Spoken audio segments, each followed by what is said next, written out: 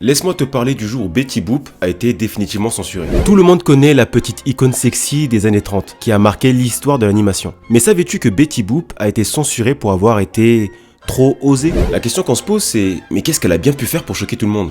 Eh bien, elle était considérée comme provocante, parce qu'elle portait des robes un peu trop courtes, elle flirtait avec les hommes et j'en passe, enfin t'as capté quoi. Et devinez quoi? Elle osait montrer ses épaules. Mais où va le monde? Sérieusement, Betty Boop était un symbole de féminité libre et indépendante, si tu vois ce que je veux dire. Mais en 1934, les puritains ont dit stop. À ce moment-là, les gens se disent, ça ne peut pas continuer comme ça, c'est beaucoup trop obscène là. Les petits jeunes de ces générations là, ils sont beaucoup trop fragiles, ça va les... C'est là qu'est arrivée la production Code Administration, bon je l'ai dit avec l'accent français, plus couramment appelé le Code ACE, ou ACE, je sais pas comment vous le dites, c'est insupportable. Et bref, ces mecs-là ils ont dit, fini les robes sexy et les aventures osées de Betty Boop. Du coup, Betty Boop a dû se rhabiller et devenir sage. Mais bon, on sait tous que même avec ses nouvelles tenues, Betty Boop était toujours une reine de la sensualité.